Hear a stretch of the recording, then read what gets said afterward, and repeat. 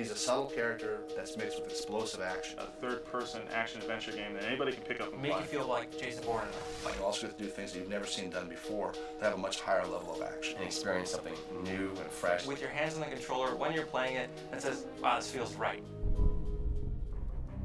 When you want to bring a character to life in a video game, the first thing you have to do is look at that character.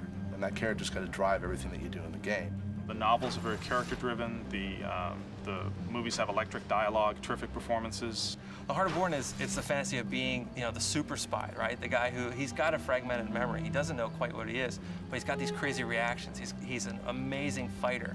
It starts all the way from visual development with our concept artists coming up with a look for the character. We sent a small core team to Paris and Marseille and other parts of Europe when we first started the project. From our viewpoint, there are two Bournes. There's the guy who's reclaiming his memory in the first movie, The Bourne Identity, and then there's the guy that he was before that, the assassin. We do a series of flashback missions where we're able to see Bourne as his full-blown assassin self.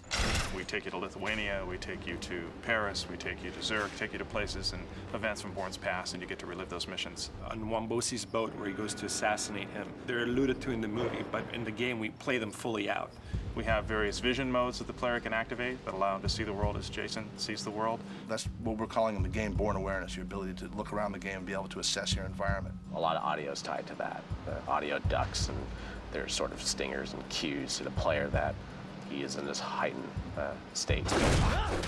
We have tried to make Jason Bourne, the video game, as special in its way as the movies and the novels are. We're fortunate to have the book property to help us come up with the vision for the game. So they've been very good about allowing us to move in directions that we needed to make sure that this game is relevant, fun, and successful. We are delivering on their vision of what the Ludlum estate is all about. It starts all the way from visual development with our concept artists coming up with a look for the character. And so we'll get the right people together. That means programmers and animators and a cinematic guy, our camera specialist. Small teams, but each team contains all the disciplines. And then let them do their job. Let them be really creative and deliver something spectacular. One of the advantages we have at High Moon Studios is we are a one-stop shop. We can do almost everything under one roof here. We have our own motion capture studio. We have an extensive production art department. We have a sound department. We're really kind of a mini movie studio on our own. In the Bourne movies, he uses a Filipino martial art called Kali, and which is what we adapted for the game using Jeff IMADA, who's the fight coordinator of the movies. We zeroed in on the fight style. That was our primary goal, is make you feel like Jason Bourne in a fight.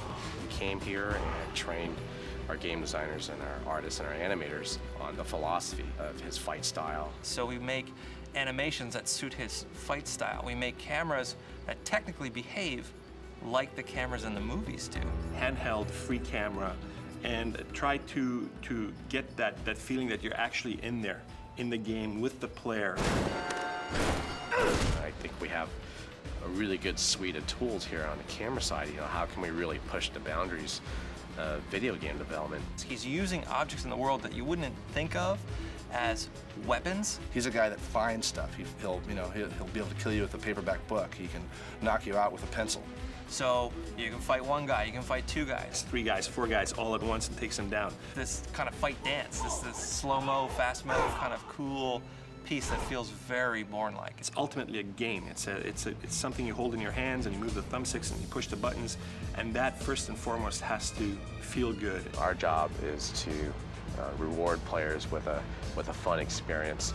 And we're using every trick that we have in the bag, and we're inventing new tricks all the time. As a industry, I think we're starting to embrace finding the heart of your property and delivering what the consumer wants. We hope this is going to be really fresh, really interactive, at the same time cinematic to a degree that fans haven't seen in a video game before. We're at that stage right now, working on the game where every day it just gets better and better.